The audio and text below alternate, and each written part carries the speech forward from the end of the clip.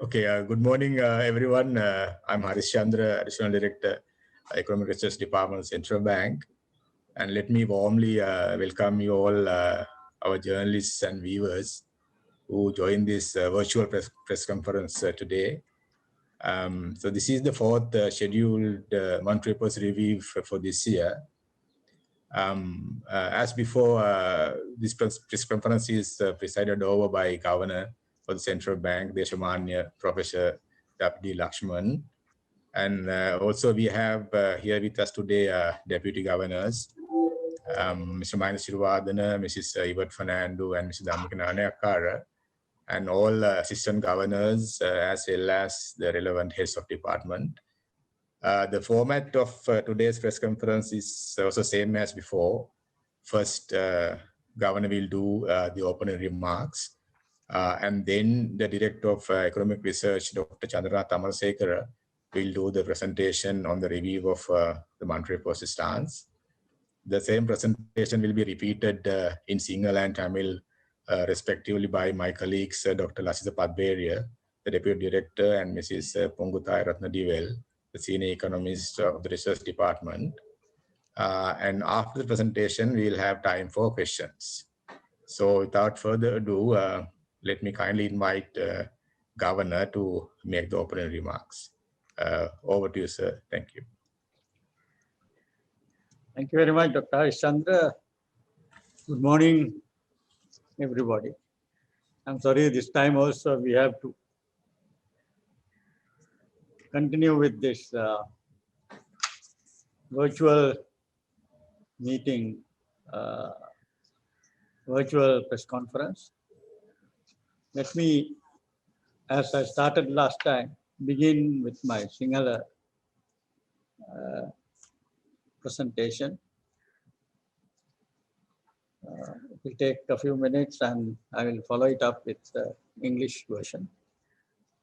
Suba Dasanak Hamontama Koidana Vasangat Tate Nisa Muhunata Mohuna Hamwema Valakwa Tivana Nisa Api Ada Memadhyam Potani Marga Gata Kramete here तामत्म सार्थक क्रमेण उन्नत में अवस्था रही क्रियात्मक कल है कि सार्थक क्रमයක් පසුගිය මාස 14 15 කාලේ තුල වසංගතය මහජනයා දැඩි අපහසුතාවන්ට පත් කර තිබෙනවා ආර්ථික කටයුතු වලට විවිධාකාර බාධා ඇති කරලා තිබෙනවා තම ආදරණීයයන් අහිමි වූවන් සමග අපි දුක බෙදා ගන්න අතර වෛරසය ආසාදිත වූවන් ඉක්මනින්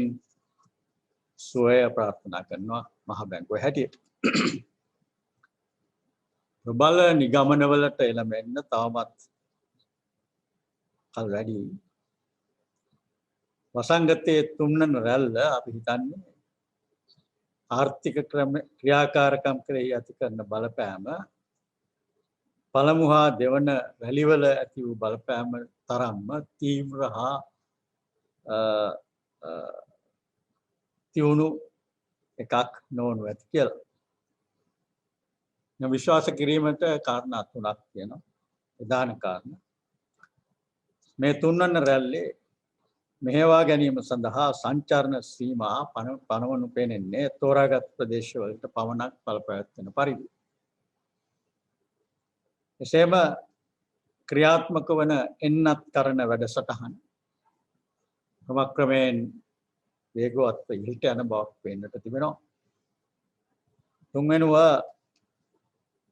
අපේ බොහෝ ආයතන ඉඩකඩ ඒකින් අවස්ථාව සැලසෙන ආකාරයට gedara සිට වැඩ කරන සංස්කෘතියකට ක්‍රමක්‍රමයෙන් හුරු වුණා පහුගිය කාලේ.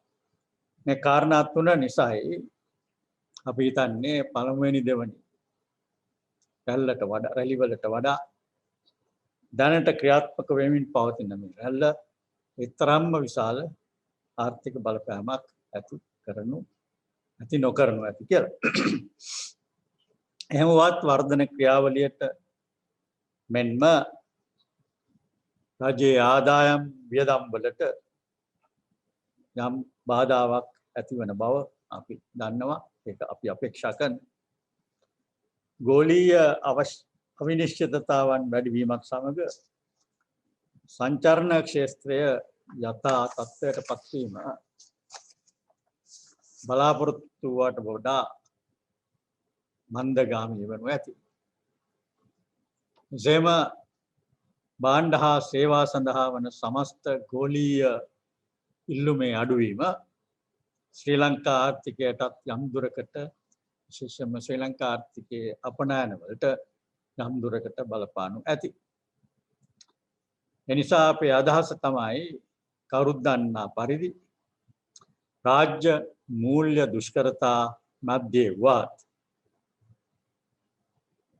ආණ්ඩුවේ ෆිස්කල් ප්‍රතිපත්තිය ලිහිල් අයුරින් පවත්වා ගැනීමට සිදුවිය හැකි බව, සිදුවිය යුතු බව, සිදුවන බව.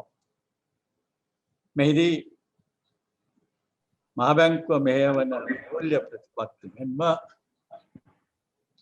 මූල්‍ය ආයතනික ප්‍රතිපත්තිත් වසංගතයේ බලපෑමෙන් ආර්ථිකය යථා තත්ත්වයට පත් කිරීම සඳහා ෆිස්කල් ප්‍රතිපත්ති අංශයෙන් ගනු ලබන ප්‍රතිපත්ති ක්‍රියාමාර්ගවලට අවශ්‍ය සහයෝගය සහ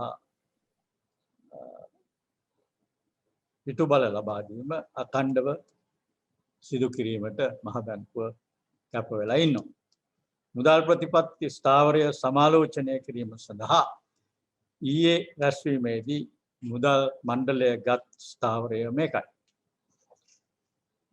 බාහිරාංශය සැලකීමේදී රටේ බාහිරාංශය සැලකීමේදී ණය සේවා කරන වගකීම් සපුරාලීමට අවශ්‍ය එක් පැත්තකින් විදේශීය විනිමය ගෙවුම් පිළිබඳ යම් මෙහෙයවීමක් රැෂනලයිසේෂන් එක කිරීමට එසේම විදේශීය මූල්‍ය ප්‍රවාහ රට ඇතුළට එනවා වැඩි කර ගැනීම සහතික කිරීමට රජයත් ආණ්ඩුවත් මහ බැංකුවත් අඛණ්ඩව උත්සාහ දරමින් ඉන්නවා. විනිමය ප්‍රවාහ අතුරෙන් ප්‍රවාහ වැඩි කර ගැනීම අතුරෙන් මෑතකදී වූ කැපිපෙනෙන සිදුවීම් අතර චීන මහජන බැංකුව සමග අත්සන් කරන ලද ද්විපාර්ශ්වික හුවමාරු ගිවිසුම චීන සංවර්ධන බැංකුවෙන් ලැබුණු එක්සත් ජනපද ඩොලර් මිලියන 500ක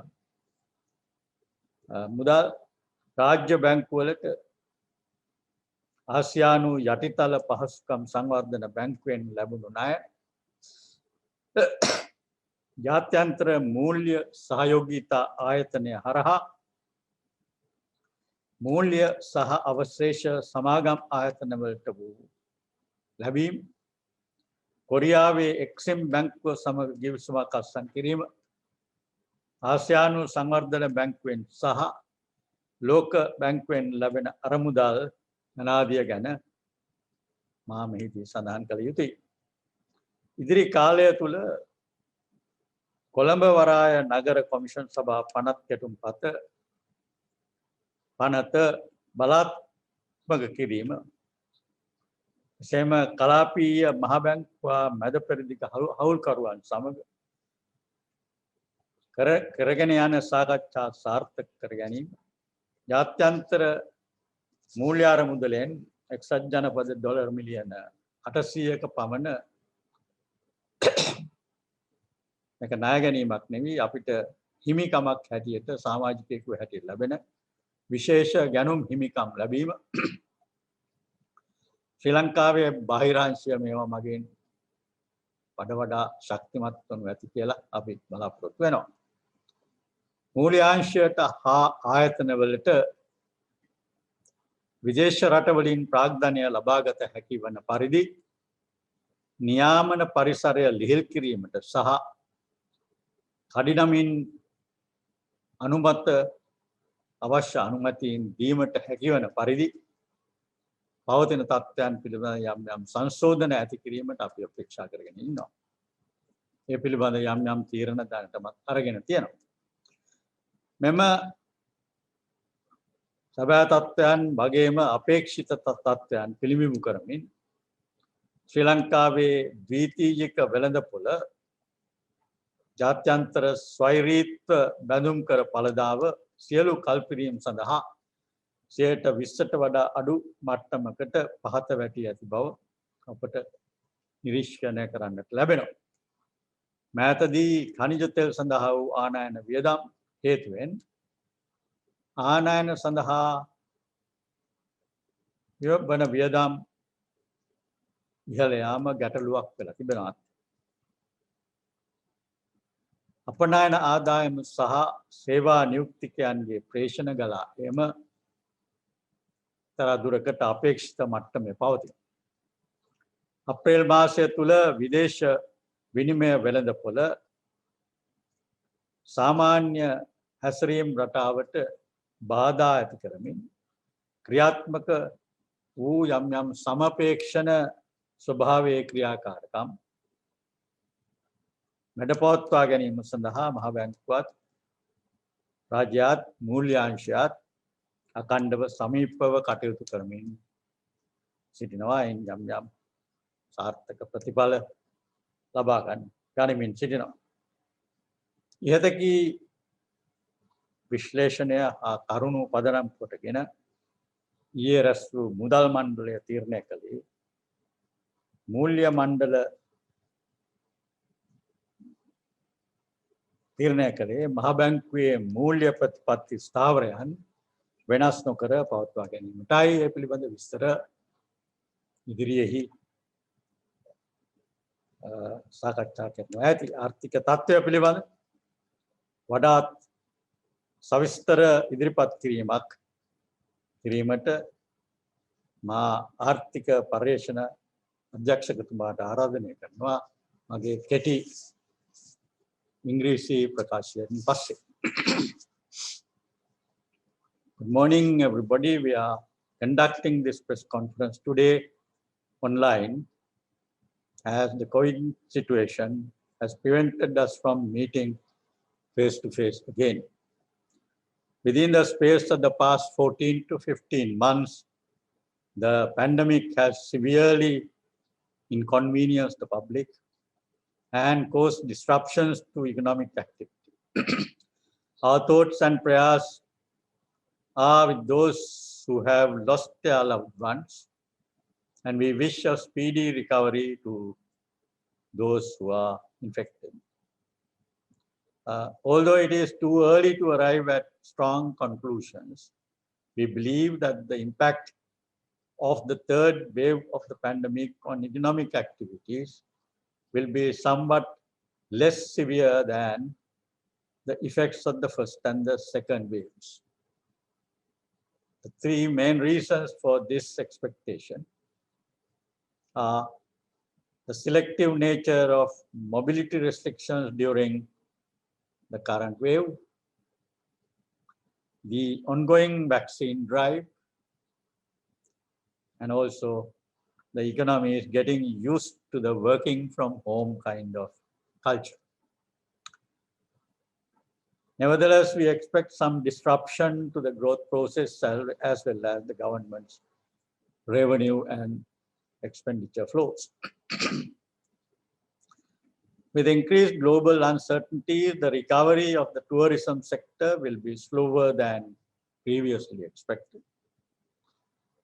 And the overall global demand for goods and services could also, a decline in that demand could also affect the Sri Lankan economy to some extent.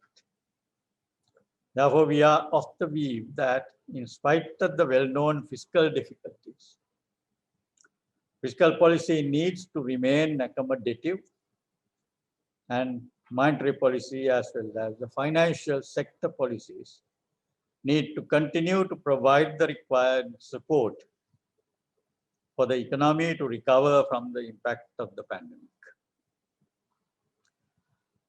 This was the stance taken by the Monetary Board at yesterday's meeting, which was held to review the monetary policy stance.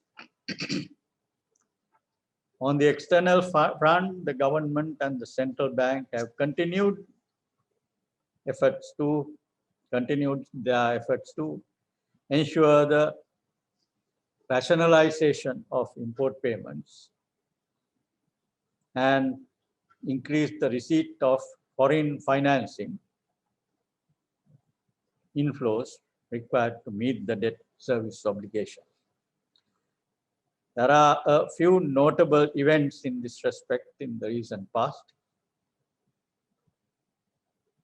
The swap agreement signed with the People's Bank of China, $500 million loans received from China Development Bank, AIIB loans received by state banks, 2 state banks, IFC related inflows to the financial sector and the corporate sector, framework agreement signed with Exim Bank of Korea, and funding from the ADB and the World Bank. In the period ahead, the enactment of the Colombo Port City Commission Bill, the realization of the discussions with the neighboring central banks, neighboring country central banks, and the Middle Eastern counterparts, the receipts of the IMF SDR allocation due to us of around $800 million will bolster Sri Lanka's external sector. We are also expecting to relax the regulatory environment enabling the financial sector and corporate sector to mobilize capital from abroad by fast-tracking approval processes. Reflecting these actual and expected developments, we have also observed Sri Lanka's secondary market ISB yields also declining to levels below 20% across all maturities. The recent rise in expenditure on imports is a concern, which is partly driven by the increased petroleum bill. However, export performance and worker remittance inflows have been in line with expectations.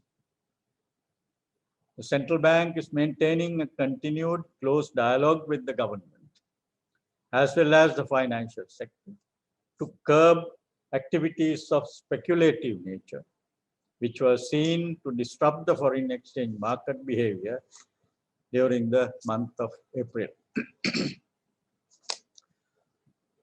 Considering or thinking in the lines which were discussed earlier, the Monetary Board, which met yesterday, decided to keep our going monetary policy stance unchanged, indicating the accommodative stance which the central bank has been taking over the recent past.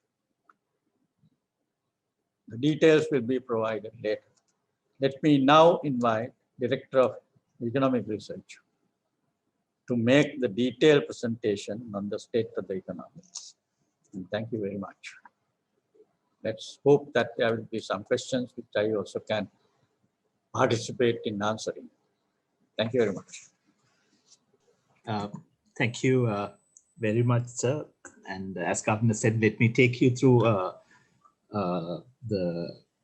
some of the details that were presented to the Monetary Board yesterday to be considered at the fourth review of the monetary policy stance for this year.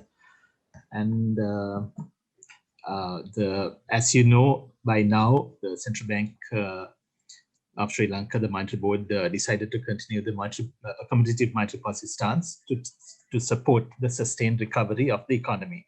And the Monetary Board was of the view that the current accommodative monetary policy stance is appropriate, and particularly in the context of the prevailing low inflation environment and well-anchored inflation expectations, and also the renewed challenges posed by the third wave of the COVID pandemic were the key reasons for the board's view that the the current accommodative monetary policy stance should be maintained to support the sustained revival of the economy.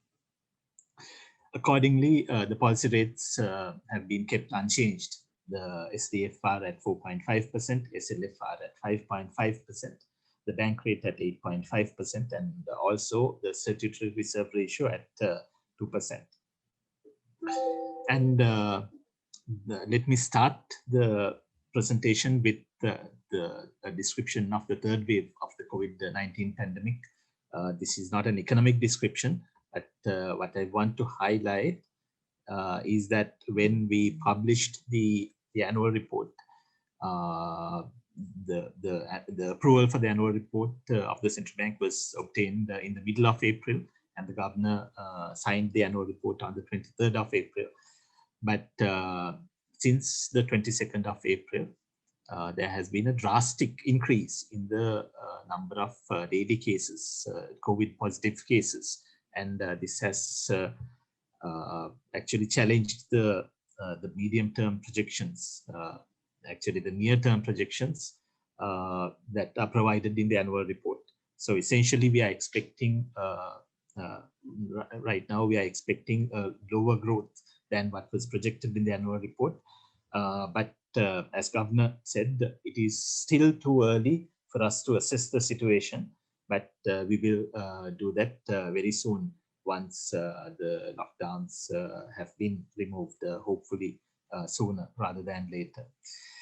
And there have been 151,343 cumulative cases of COVID in the country, and COVID-related deaths have also surpassed 1,000 recently. And as Governor said, the vaccination drive is continuing. Globally also, some countries are threatened by the third wave of the pandemic, as I'm sure all of you are aware. And that is the uncertain situation that we are in at the moment. Moving on to the external sector of the country, we saw that merchandise trade deficit widening in March 2021. This was driven by a higher increase in expenditure on imports than the increase in earnings from exports. During the month of March, export earnings increased. It was above $1 billion US, but at the same time, due to the higher expenditure on petroleum imports, as well as the increased expenditure on intermediate and investment goods, in addition to the consumption-related goods, imports have also increased to a quite high level, which is a concern to us as well. And accordingly, the trade deficit that was estimated at US $1.9 billion in the first quarter of 2020 has widened to $2.1 billion US in the first quarter 2021. And if I go to the workers' remittances and tourism, with regard to workers' remittances, we have seen a continued growth, year-on-year growth in workers' remittances during the month of April. Workers' remittances amounted to US $519 million, which was a 38.3% year-on-year growth compared to the very low level of workers' remittances that we received at the height of the pandemic last year in April. And cumulatively, workers' remittances amounted to US $2.4 billion during the first 4 months of the year. That is a 20.8% year-on-year increase compared to around US $2 billion during the same period last year. And in 2020, workers' remittances increased by 5.8%. And given this trend, we are expecting workers' remittances to increase year-on-year in 2021 as well. But again, I should say that conditions are uncertain. So if there is a need to review our projections, we will do that in the period ahead. And moving on to tourism, during the first 4 months of the year, there were only 13,797 tourist arrivals compared to more than 500,000 tourist arrivals in 2020 during the same period.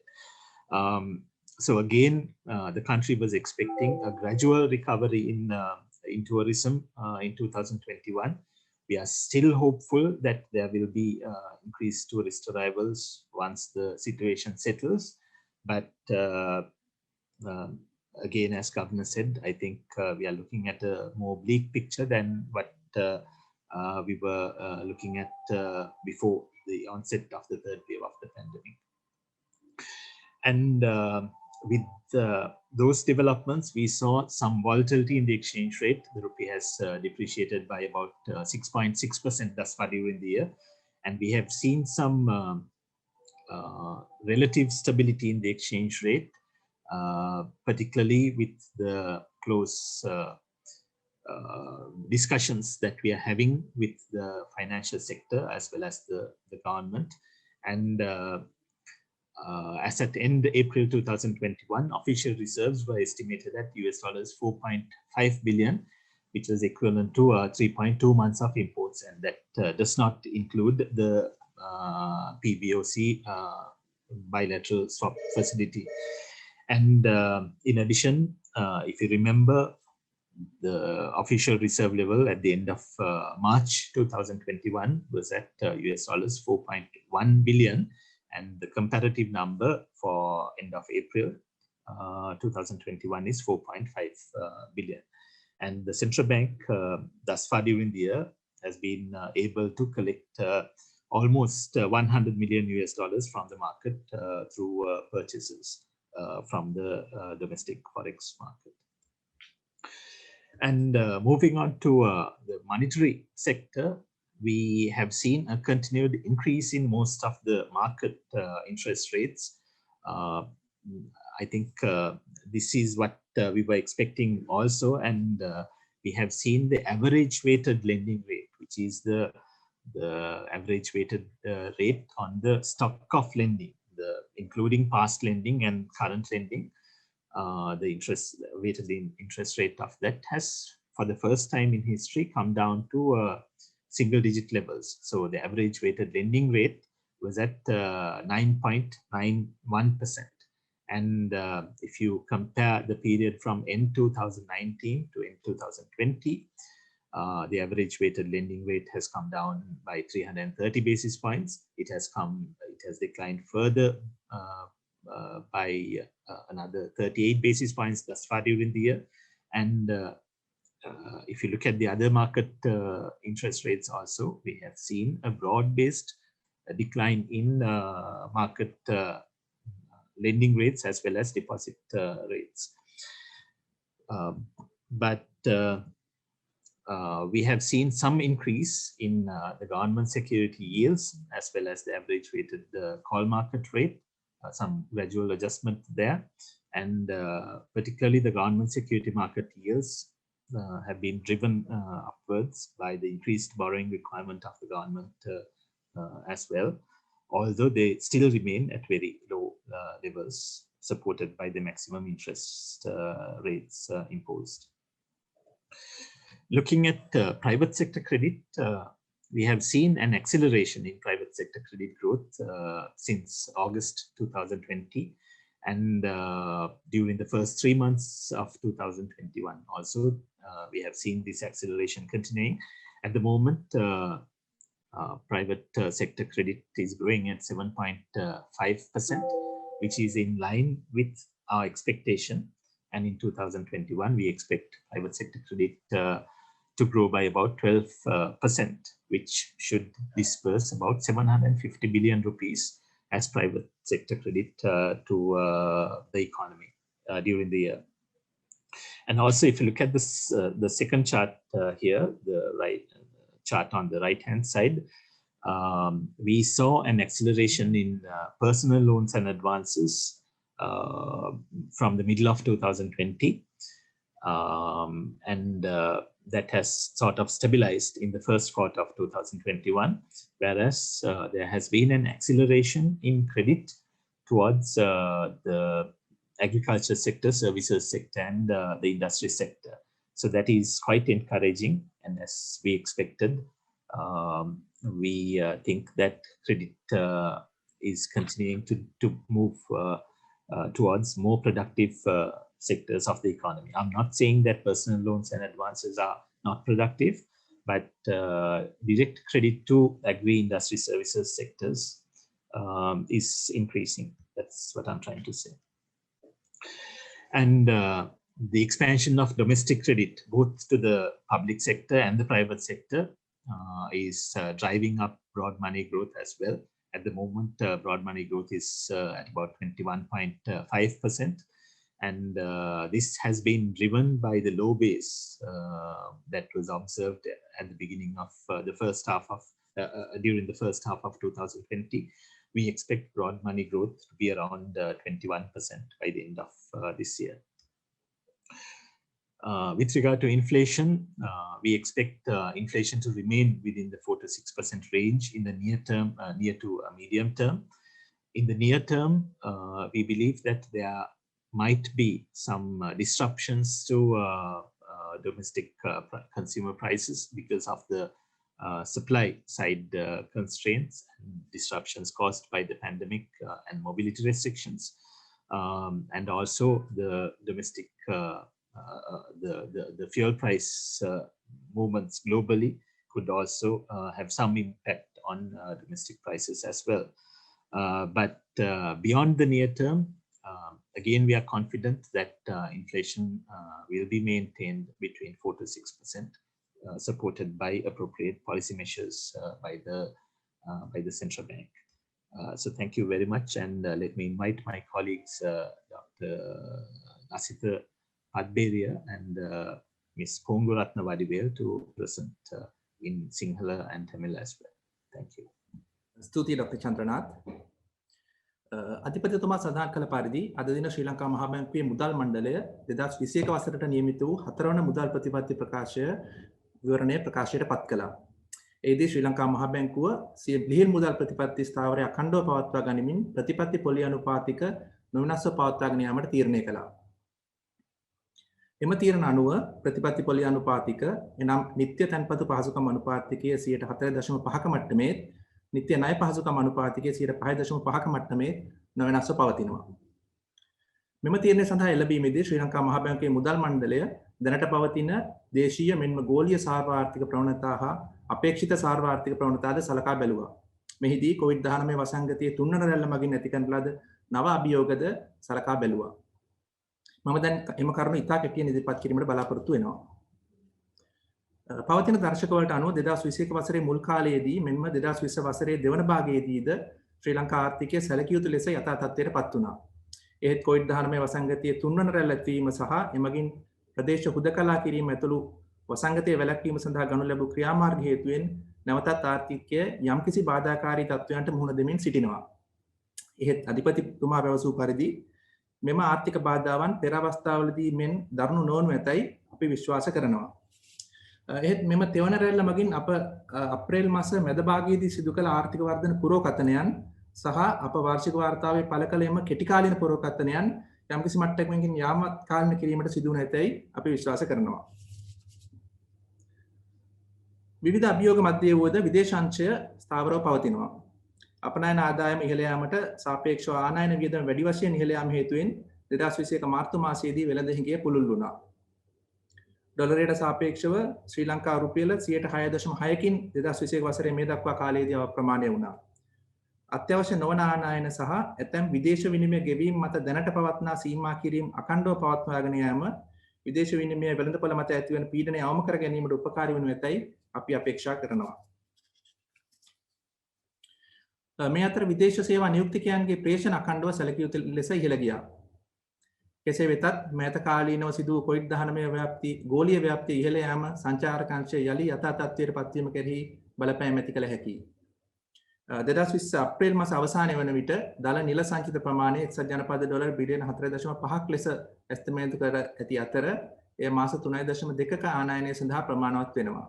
මේට චීන මහ බැංකුව සමග එළඹි ද්විපාර්ශ්වික මුදල් හුවමාරු ගිවිසුම ඇතුළත් වෙන්නේ නැහැ. මහ බැංකුව විසින් මේ දක්වා අනුගමනය කරන ලද ලිහිල් මුදල් ප්‍රතිපත්ති ක්‍රියාමාර්ග හේතුවෙන් වෙළඳපොළ පොලි අනුපාතික ඉතිහාසයේ මෙතෙක් වාර්තා වූ අවම මට්ටම් දක්වා අඩු වුණා. ඒ අනුව පෞද්ගලික අංශයට ලබා දුන් ණය සැලකිය යුතු ලෙස ඉහළ ගිය අතර එහිදී ආර්ථිකයේ සියලුම ප්‍රධාන අංශ සඳහා ණය ලබා දීම් ඉහළ ගියා. මේ සමගම රාජ්‍ය අංශ බැංකු පද්ධතියෙන් ලබාගත් ණයද අඛණ්ඩව ඉහළ ගියා. දේශීය ණය ඉහළ යාම හේතුවෙන් මුදල් සැපයීමේ වර්ධනයද ඉහළ මට්ටමක පැවතුණා. දැන් අපි උද්දමනය බලමු.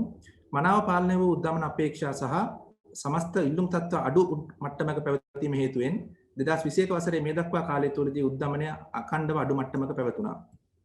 COVID-19 වසංගතයේ තුන්වන රැල්ල මෙන්ම අයහපත් කාලීන තත්ත්වයේ හේතුවෙන් ඇතිවන සැපයුම් අංශයේ බාධා මගින් කෙටි කාලීනව උද්දමනය මත පීඩා ඇති විය හැකියි. ඒත් 2021 වසරේ ඉතිරි කාලය තුලදී උද්දමනයේ අපේක්ෂිත ඉලක්කගත 4.6 අතර පරාසය අඛණ්ඩව පවතිනු ඇතැයි අපි අපේක්ෂා කරනවා.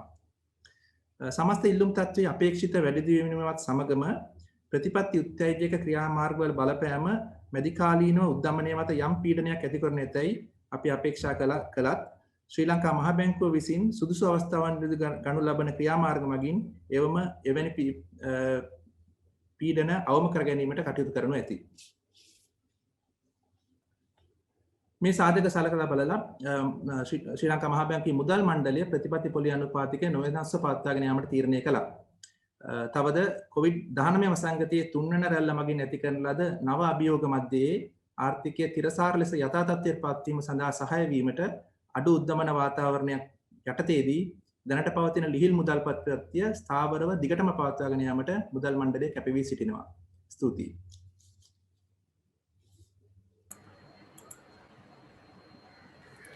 எல்லோருக்கும் பணிவான மதிய வணக்கம். இலங்கை மத்திய வங்கியின் நாணய சபையானது 2021 மே 19ஆம் நாள் நடைபெற்ற அதன் கூட்டத்தில் மத்திய வங்கியின் துணைநில் வைப்பு வசதி வீதத்தினையும் துணைநில் கடன் வழங்கல் வசதி வீதத்தினையும் அவற்றின் தற்போதைய மட்டங்களான முறையே 4.5% 5.5% பேணுவதென தீர்மானித்திருக்கிறது. சபையானது பேரண்ட பொருளாதார நிலைமைகளையும் உள்நாட்டு மற்றும் உலகளாவிய துறைகளில் எதிர்பார்க்கப்படும் அபிவிருத்திகளையும் மிக கவனமாக பரிசீலனையில் கொண்டதன் பின்னர் இத்தீர்மானத்திற்கு வந்திருக்கிறது. சபையானது தற்போது நிலவுகிற தாழ்ந்த பணவீக்க சூழல் மற்றும் நன்கு நிலைநிறுத்தப்பட்ட பணவீக்க எதிர்பார்ப்புகள் மற்றும் COVID-19 நோய் தொற்றின் 3ஆம் அலையினால் புதுப்பிக்கப்பட்ட சவால்கள் என்பனவற்றின் பின்னணியில் உறுதித்தன்மை வாய்ந்த பொருளாதார மீட்சி ஒன்றிற்கு ஆதரவளிப்பதற்கு தற்போதுள்ள தளர்த்தப்பட்ட நாணய கொள்கை நிலைப்பாட்டினை பேணுவதனை உறுதியளிக்கிறது. 2020 இரண்டாம் அரை பகுதியிலும் கிடைக்கப்பெற்ற குறிகாட்டிகளின் அடிப்படையில் 2021 முன்னரான காலப்பகுதியிலும் இலங்கையின் பொருளாதாரம் கணிசமான அளவினால் மீளெழுந்து காணப்பட்டது. இருப்பினும் தற்போது தோற்றம் பெற்றுள்ள COVID-19 நோய் தொற்றின் 3ஆம் அலையானதும் அதற்கு தொடர்புடைய தற்காப்பு வழிமுறைகளும் பொருளாதாரத்தில் புதுப்பிக்கப்பட்ட சீர்குழப்பங்களை ஏற்படுத்தியுள்ளது. இலங்கை மத்திய வங்கியின் ஆண்டறிக்கை 2020 என்பது ஆளுநரினால் நிதி அமைச்சருக்கு சமர்ப்பிக்கப்பட்ட போது காணப்பட்ட நோய் தொற்று நிலவரத்துடன் ஒப்பிடுகையில் தற்போதைய நிலைமை என்பது மாறாக காணப்படுவதனால் நடுத்தர கால பேரண்ட பொருளாதார கட்டமைப்பில் காணப்படும் எறிவுகள் எதிர்வரும் காலத்தில் மாறப்படலாம். இருந்த போதிலும் நடைபெற்று வரும் தடுப்பூசியின் விநியோகம் மற்றும் நகர்வு தடைகளின் ஓர் மட்டுப்படுத்தப்பட்ட தன்மை என்பவையினால் பொருளாதார நடவடிக்கைகளின் மீது இந்த அலையின் எதிர்மறையான தாக்கம் குறைவாக இருக்கும் என எதிர்பார்க்கப்படுகிறது. மீட்சி வழிமுறையை நன்கு நிலைநிறுத்துவதற்கு தொடர்ச்சியான இறை மற்றும் நாணய ஆதரவு முக்கியம் என்பதனையும் இது எடுத்து காட்டுகிறது. தொடர்ந்து நாம் வெளிநாட்டுத்துறையை பார்த்தோம் என்றால் 2021 மார்ச்சில் ஏற்றுமதிகளின் வருவாய்களில் காணப்பட்ட அதிகரிப்பிற்கு மேலதிகமாக இறக்குமதிகள் மீதான செலவினம் காணப்பட்டதனால் வர்த்தக பற்றாக்குறை என்பது ஐக்கிய அமெரிக்க டாலர்கள் 2 பில்லியனுக்கு அகன்று காணப்பட்டது. அத்துடன் ஆண்டின் இதுவரையான காலப்பகுதியில் ஐக்கிய அமெரிக்க டாலருக்கு எதிராக இலங்கை ரூபாய் 6.6% தேய்மானம் அடைந்ததுடன் அவசியமற்ற இறக்குமதிகள் மற்றும் தேர்ந்தெடுக்கப்பட்ட வெளிநாட்டு செலாவணி வெளிப்பாய்ச்சல்கள் மீதான தடைகள் தொடர்ந்து உள்நாட்டு வெளிநாட்டு செலாவணி சந்தையின் மீதான அழுத்தத்தினை தொடர்ந்தும் இலகுபடுத்தும் என எதிர்பார்க்கப்படுகிறது. 2021 ஏப்ரல் இறுதியில் மொத்த அலுவல்சார் ஒதுக்குகள் என்பவை ஐக்கிய அமெரிக்க டாலர்கள் 4.5 பில்லியனாக மதிப்பீடு செய்யப்பட்டது. இது 3.2 மாதங்களுக்கான இறக்குமதிகளுக்கு சமனாக காணப்பட்டது. ஆண்டின் 4 மாத காலப்பகுதியில் தொழிலாளர்களின் பண அனுப்பல்கள் என்பவை முன்னைய ஆண்டின் இதே காலப்பகுதியுடன் ஒப்பிடுகையில் 20.8% கொண்ட ஒரு கணிசமான அதிகரிப்பினை பதிவு செய்தது. இருப்பினும் அண்மை காலத்தில் காணப்பட்ட கோவிட் நோய் தொற்றின் உலகளாவிய பரவலின் அண்மை காலத்தில் நாம் கண்ட இந்த அதிகரிப்பு என்பது சுற்றுலா பயணத்துறையின் மீட்சியை பாதிக்கலாம் என நம்புகிறோம். மத்திய வங்கியினால் இதுவரை காலப்பகுதியில் மேற்கொள்ளப்பட்ட நாணய கொள்கை தளர்த்தல் வழிமுறைகளின் படிப்படியான ஊடுகடத்தலின் பிரதிபலிப்பாக சந்தை வட்டி வீதங்கள் என்பவை வரலாற்றிலேயே முன்னர் காணாத மட்டங்களுக்கு ஓர் பரந்த அளவிலான வீழ்ச்சியை காண்பித்தன. இதற்கேற்ப 2021 முதலாம் காலாண்டில் தனியார் துறைக்கான கொடுகடன் என்பது கணிசமாக அதிகரித்து காணப்பட்டது. பொருளாதாரத்தின் சகல முக்கிய துறைகளுக்கும் அதிகரித்த கொடுகடன் வழங்கல் அவதானிக்கப்பட்டது. நுண் சிறிய மற்றும் நடுத்தர தொழில் முயற்சிகள் துறைகளுக்கான கொடுகடன் வழங்கலுக்கான முன்னுரிமை துறை இலக்குகள் என்பவை இலங்கை மத்திய வங்கியினால் அறிமுகம் செய்யப்பட்டது. இதன் மூலமாக தேவையான பொருளாதாரத்தின் தேவையான பல துறைகள், அதாவது வேளாண்மை மற்றும் கைத்தொழில் துறைகளுக்கான கொடுகடன் வழங்கல் என்பது மேம்படும் என நம்புகிறோம். மேலும் அண்மை முதல் நடுத்தர காலப்பகுதியில் பணவீக்கம் என்பது தொடர்ந்து 4.6% வீச்சிற்குள் காணப்படும் என எதிர்பார்க்கப்படுகிறது. இதே வேளையில் நடுத்தர காலத்தில் பணவீக்கம் மீதான ஏதேனும் அழுத்தங்கள் ஏற்பட்டால் பொருத்தமான வழிமுறைகளை இலங்கை மத்திய வங்கி மேற்கொள்ளும் என உறுதியளிக்கிறது. நன்றி, வணக்கம். Thank you very much. Thank you, Governor, and my colleagues at the Research Department for the presentations. And now we can begin the questions and answer session. So the journalists can ask questions live by using the raise hand option on Zoom. And if you prefer to send us questions in text form, you can do so by using the Q&A and chat options on Zoom. And please mention your name and institution before asking questions. And we have already received some questions via email as well. So let me go to the first question. And this is from Mr. Shamnuan Ganevat from Divina newspaper. මේ ප්‍රශ්නය ඇවිත් තියෙන්නේ සිංහලෙන් අධිපතිතුමාට සහ ආර්ථික පර්යේෂණ දෙපාර්තමේන්තුවේ අධ්‍යක්ෂතුමාට. ප්‍රශ්න දෙකක් තියෙනවා ඇත්තටම. පළවෙනි ප්‍රශ්නය COVID-19 වෛරසය පාලනය කිරීමට ගන්නා ක්‍රියාමාර්ග හමුවේ ආර්ථික කටයුතු වල අඩපණවීමක් සිදුවිය හැකි නමුත් වෛරසය නොසලකා හැරීමෙන් සිදුවිය හැකි ආර්ථික විපාක බිහිසුණු විය හැකි. මේ සම්බන්ධයෙන් ආර්ථික උපදේශක හැටියට මහා බැංකුව රජයට දුන් උපදෙස් මොනවාද කියලා එක ප්‍රශ්නයක් තියෙනවා. අනිත් ප්‍රශ්නයත් එකට අදාළ නිසා මම ඒකත් අහන්න මේ සැරේම. දැන් පළමු සහ දෙවන කොවිඩ් රැලි වලට වඩා තුන්වන රැල්ලේ බලපෑම අඩු විය හැකි බව අධිපතිතුමා ප්‍රකාශ කළා. opening remarks වල ඒ සඳහා ප්‍රධාන වශයෙන්ම හේතු වන්න පුළුවන් කියලා සඳහන් වුණේ කොවිඩ් එන්නත් කරන වැඩසටහන. නමුත් සෞඛ්‍ය අංශ පවසන විදියට දැනට ජනගහනයෙන් 100%ක් විතර තමයි මාත්‍රා දෙකම ලබාගෙන තියෙන්නේ. ඒත් එක්කම සෞඛ්‍ය අංශය සඳහන් කරන්නේ මුළු ජනගහනයටම එන්නත් ලබා දුන්නත් ටික කාලයක් යනවා එන්නත් කරන ප්‍රතිශතීකරණය වැඩි කිරීමට. එනිසා මේ තුන්වන රැල්ලේ බලපෑම අඩුවීම යන ප්‍රකාශය සම්බන්ධයෙන් තව පැහැදිලි කිරීමක් මිස්ටර් ශාම් නුවන් ගණේවත්ත අපේක්ෂා කරනවා අධිපතිතුමාගෙන් සහ ඩොක්ටර් අමරසේකරගෙන්. මූලික වශයෙන් සඳහන් කරන්න තියෙන්නේ මිස්ටර් ගණේවත්ත මේවා විවිධාකාර උපකල්පනයන් ඔස්සේ යම් අය ඉදිරිපත් කරන විකල්ප අදහස් තමයි ඔබ මතු කරන්නේ. මේ අදහස් අතරේ දැන් වඩා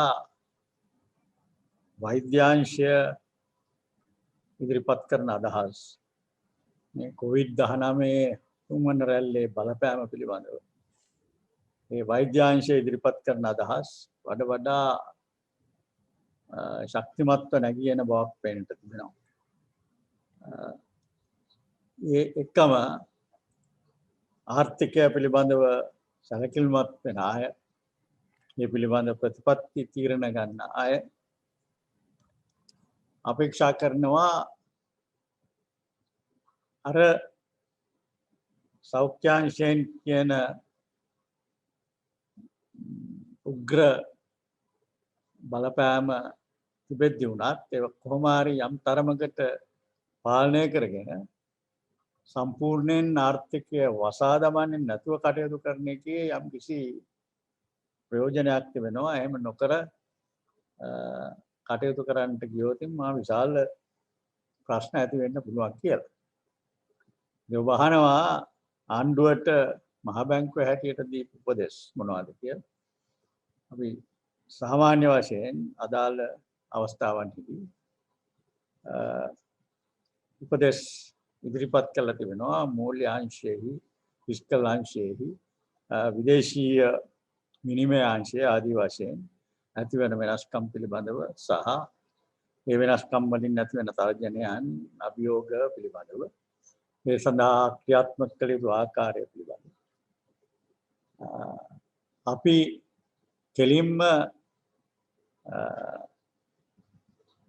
COVID-19 බලපෑම් පිළිබඳව ඒකින් ඇති විය හැකි අතුරු ප්‍රතිඵල පිළිබඳව අපේම උපදෙස් කියලා 아무තු දෙයක් ඇත්තේ නැහැ අපිට ඉදිරිපත් කරන්න ආණ්ඩුවට. මෙහිදී ආණ්ඩුවේ තීරණ ගන්න අය මේ පිළිබඳව මා හිතනවා කරනු ඇත්තේ කළ යුත්තේ සෞඛ්‍යාංශයේ උපදේශ සහ ආර්ථික අංශයේ විවිධ ආයතන වලින් එන උපදේශ කිරාමැන බලා හානි අවම වෙන විදිහේ ප්‍රතිපත්ති මාලාවක් අනුගමනය කරන්න ඕනේ කියලා. ඉතින් අපේ මහ බැංකුවේ අදහස මේ කාරණා දෙකම සැලකිල්ලට ගන්න ඕනේ. මොකද සම්පූර්ණයෙන්ම වහලා දානවා කියන එක මේ තාමත්ම කාර්යක්ෂම ක්‍රියාමාර්ගයක් වෙන්නට පුළුවන්. රෝගය පැතිරීම වළක්වා ගැනීම සහ සීමා කර ගැනීම සඳහා. නමුත් ඒකෙන් විශාල වශයෙන් පාඩු සහ අවහිරතා සිද්ධ වන්නේ මේ රටේ සිටින විශේෂයෙන්ම දුප්පත් ජන කොටස් වලට. ආදායම් ව්‍යාප්ති තලයේහි පහළම ඉන්න 30ට 40ට තමයි මේ ප්‍රශ්නේ විශාල වශයෙන් බලපාන. එතකොට ඒ අයගේ ජීවන තත්ත්වයන් පිළිබඳ සොයා බලා ගැනීම ගැන වගකීමක් අපි හැමෝටම තියෙනවා. ආණ්ඩුවට තියෙනවා, අපිටත් තියෙනවා. මේ වගකීම් අතරේ වගකීම් අනුව කල්පනා කරලා බලනකොට දැනට ක්‍රියාත්මක වෙන ක්‍රමය සාර්ථක වුණොත් මම හිතනවා අපිට වඩා පරිස්සම් සාගත ජීවන තත්ත්වයන් පිළිබඳව ජීවන ලයිව්ලිහුඩ්ස් පිළිබඳ වැඩි විශාල හානියකටපත් වෙන්නේ නැතුව ගමනක් යන්නට පුළුවන් කියලා මට හිතෙනවා. බයසු එන්නත් බලපෑම පිළිබඳව ඉදිරිපත් කරපු අදහස් ඔබ හැමෝම දන්න කතන්දරයක් වෙයි. ඒකට තව එකතු කරන්න දෙයක් තියෙනවා නම් මම ආරාධනා කරනවා ඒ කොටස අමරසේකර මහත්තයා සලකා බලයි. අධිපතිතුමා කිව්ව දෙයට මට වැඩි දෙයක් එකතු කරන්න නැහැ. නමුත් මට කියන්න තියෙන්නේ මේකේ පැතිකඩවල් දෙකක් තියෙනවා. එකක් මහජන සෞඛ්‍ය පැතිකඩ, අනිත් එක ආර්ථික පැතිකඩ. මේ දෙකේ තුලනයක් පවත්වාගෙන යාම තමයි මම හිතන්නේ අත්‍යවශ්‍ය වෙන්නේ. මම කියන්නේ මහජන සෞඛ්‍ය පැතිකඩ වැරදි, එහෙම නැත්නම් ආර්ථික පැතිකඩ වැරදි කියලා මේ ප්‍රශ්නය සලකා බලනකොට. නමුත් මේ දෙකම වැදගත්. ඒ වගේම මම හිතන්නේ අධිපතිතුමාගෙන් ඇහුවොත් කියයි ධනවාදී ආර්ථිකයක පෞද්ගලික ප්‍රතිලාභ ගැන තමයි මහජනතාව සහ සියලු දෙනා හිතන්නේ කියලා. මේ අවස්ථාවේදී අපිට කියන්න තියෙන්නේ ඇත්තටම පෞද්ගලික තමන්ට මේ ප්‍රවේශන් වීමෙන් ඇති වෙන්න පුළුවන් පෞද්ගලික ප්‍රතිලාභය ගැන හිතලා ඒක පොදු ප්‍රතිලාභයක් බවට පත් කරගන්නට මහජනතාවගේ සියලුම උපකාරය අවශ්‍යයි කියන එක. නමුත් ගණිවත් මහත්තයා අපි තව මතක් කරගන්න ඕන කාරණයක් තමයි අපි දැක්කා ආර්ථිකයේ පිරිහීමක් 2020 දෙවනි කාර්යයේ 16.4ක year-on-year contraction එකක්. මම හිතන්නේ ලංකාවේ ආර්ථිකයට ඒ වගේ ආර්ථිකයේ පිරිහීමක් තවදුරටත් දරා ගන්න පුළුවන් කියලා. ඒක ගැනත් අපි අවධානය යොමු කරන්න ඕනේ. අපි දැකලා තියෙනවා සමහර රටවල් කොවිඩ් මැද්දේ වුණත් ඒක හරියන්නත් පුළුවන් වැරදින්නත් පුළුවන්. ඉන්දියාවත් එහෙමයි කරේ, බංග්ලාදේශයත් ඒ විදිහට තමයි වැඩ කටයුතු කරන්නේ. ඉන්දියාවේ අතර මම හිතන්නේ ඒ ක්‍රියාකාරකම් කෙරෙන විදිහ වැරදුන බව අපි දන්නවා මේ වෙලාවේ. නමුත් බංග්ලාදේශයේ අපි දැක්කා කොවිඩ් රැල්ල වැඩි වේගෙන යනවා. නමුත් ආර්ථික කටයුතු දැන් ආයෙත් යථා තත්ත්වයට පත් වේගෙන යනවා. අපි කියන්නේ එන්නත් කරණය හින්දා එකපාරටම මේ ආර්ථිකයේ 100%ක් විවෘත කරන්න පුළුවන් කියලා. නමුත් එන්නත් කරණයෙන් දේශීය වශයෙන් සහ ගෝලීය වශයෙන් එන්නත් කරණයෙන් අපිට යම් බලාපොරොත්තුවක් දීලා තියෙනවා මේ ප්‍රශ්නයට ස්ථාවර විසඳුමක් ලැබෙයි කියලා 2021 අවුරුද්ද ඇතුළත. බොහොම ස්තුතියි. Thank you very much. Thank you, Governor and Dr. Amarasekaran. And there are another two questions which are sort of related in a way, and that is on the financial markets. And maybe this is for Deputy Governor, Mrs. Fernando. The one part of the question is that the sort of the interim statements we saw the banks were publishing, which with very large profitability ratios. So the question is, with so much of the balance sheet under moratorium, given the current context, is the regulator not concerned that there is a misstatement of accounts? That's one aspect of this question. Second sort of part of the question is that so borrowers and banks would like to know if the moratorium will be further extended given the third wave of the pandemic. Would you like to respond to this question, Mrs. Fernando? Yes, Dr. Harishchandra. Thank you. Now, Thank you. first one is about the first quarter profits. When we look at the profits, what we see is the interest expense has reduced relatively. So this is basically because of the low rates that they kind of, when they rolled over the deposits that they had to pay. Usually we know when interest rates are coming down, it's quite fast to reduce the interest rates on deposits, but there is going to be a lagged effect on the interest adjustment of the loans. So this gap we have seen has a little widened during the first quarter. That is one reason, and also it also shows that the structure of the deposit, that is the CASA ratio, what we call current accounts to savings account, that ratio also has slightly improved, meaning banks have more zero cost funds relatively. So therefore, from that point also, the interest cost has slightly reduced.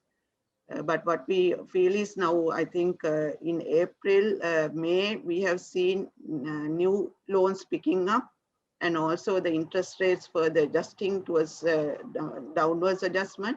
So with that, this would get further corrected in the second quarter and going because of the lag effect.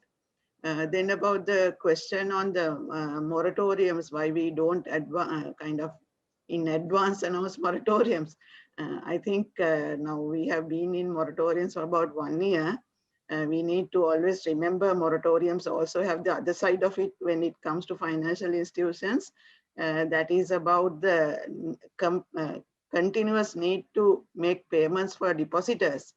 So even as the monetary board, as the central bank, we are not in a position to continuously kind of tell banks to continue these moratoriums. But however, considering the situation, tourism and the transport sector, the passenger transport sector is still under moratorium with some adjustments until September. But based on this current, more recent situation that we have now kind of going through, we have already started discussions with banks as well as the Finance Houses Association to see how best, what kind of a facilitation we can give the borrowers, because we understand there can be payment delays because of the closure of certain businesses. Maybe the income generating activities have got disturbed. And by all means, any bank will definitely kind of consider that in a favorable way, because banks also want their investments or the loans to be paid on time and also paid without completely not being paid.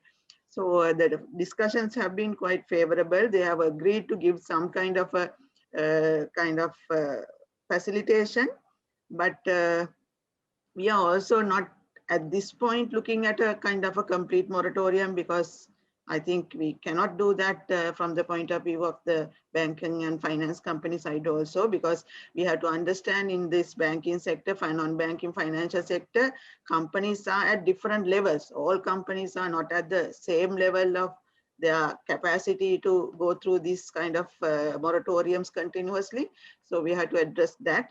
Therefore, these discussions are ongoing, and most probably very soon we will be able to kind of announce something that will help the borrowers, also the affected borrowers. I kindly would like to say that anybody who can pay and who is in a position to pay the loans, I think we should continue to pay, because it's in the interest of your own, in your own interest also, because you are delaying a loan means some additions is going to happen there also. So therefore, that is also in your best own interest if you can make the payment. But for those who are really affected, we are in the process of looking at it, and we will kind of make some announcements. But broadly, we are like kind to take this position that it is the bank and the borrower who should kind of agree on it, because for 1 year now, banks also know, non-banks know what the nature of their customer, what kind of disturbances his activities will get disturbed at. So with that knowledge, we want to kind of issue these new instructions when you issue it. Thank you, Deputy Governor. Thank you very much for that descriptive response. I think it's very useful. So the next question is from Mr. Sanat Nanayakara from the Island newspaper. I think this is for Deputy Governor Mr. Mahinda Siriwardena about the proposed SDR allocation from the IMF. The question is basically, when are we supposed to receive the SDR allocation, and would there be any strings attached or conditions attached to that allocation for the country? Deputy Governor, would you like to respond, please? Yeah, thank you for the question. The managing director of the IMF announced about the possible allocation of SDR in March. The total would be around, I think, 625, around that size. Basically, the idea is to support the global recovery by providing additional liquidity to the global economic system. In fact, she said that it was announced after having an informal discussion with the executive directors of the IMF, and she expects to submit a formal board paper somewhere in June. What I know is that the respective departments are working along these lines these days. So the allocation is expected somewhere in August. So to our knowledge, there will be no conditions attached to it, according to my understanding. Thank you. Thank you, Deputy Governor. Thank you very much. We have received some questions via email as well earlier. I think this is with regard to debt servicing, particularly the Sri Lanka development bonds. So I think this question is for our Deputy Governor, Mr. Dhammika Nanayakara. And basically the question is about the are there any pressures in the rolling over of maturing Sri Lanka development bonds? And also the question refers to whether the banks are pressurized to subscribe to those coming SLDB auctions. And also there are some specific questions about how much of SLDBs we have raised. So how much money we have raised from SLDBs so far, and how much more to be repaid during the course of the year. And what is the average interest rate paid for subscribers? Deputy Governor, Mr. Nanayakara, would you like to respond, please? Maybe if our Superintendent of Public Department, Dr. Azim, is available for a response for that question, please. Yes, Dr. Azim. Can you hear me, Harish? We can hear you. We can hear you, SPD. Yes, go ahead, please. Right. With respect to SLDBs, we are seeing the continuous general demand from market participants, particularly the banking sector, financial sector remains one of the main investors. Domestic financial sector remains one of the main investors, and also from the foreign currency earning entities, they continue to subscribe in recent SLDB issuances. And if you look at the SLDB's repayments due for 2021, the amount to be repaid for the entire financial year amounts to about US dollar 1.3 billion. And out of this, so far we have raised almost about 800 million US dollar through our SLDB offerings, mainly in January, and also you have seen in May. And in addition to that, there were a few opportunities extended in terms of investing in SLDBs through direct arrangements. There was subscription for that also. In aggregate, we have raised about 800 million USD equivalent. And for the entire financial year, we have about 1.3 billion repayments to be made. And the precise details of repayments and due times are very well accessible in the central bank website. We have given all that information for all market and stakeholders to access. And on terms of the next element being discussed, that is the average cost of the SLDB finances. SLDB finances during 2021 was raised very much around 7.4, 7.5 average cost in terms of the 800 million I was referring. So that's broadly the answer, if I'm not mistaken, in terms of the questions being raised. And the markets are regularly subscribing in line with their investment appetite and also in line with the resource availability, often compared with the SLDB repayments that we have made. What we have seen is they are rolling over a majority of their receipts in SLDBs. That's the broader answer, Dr. Harishchandra, if not for any further aspects that you wanted to clarify. Thank you.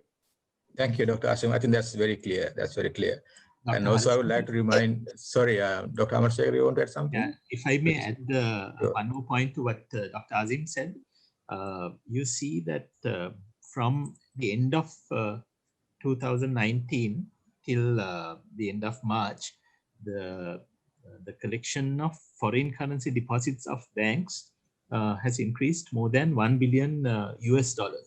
And I think there should be some avenue to invest those funds also for the banking sector. And obviously, as Dr. Azim said, SLDBs are continuing to provide such an avenue of investment to the financial sector due to this increase in foreign currency balances with the banking system as well.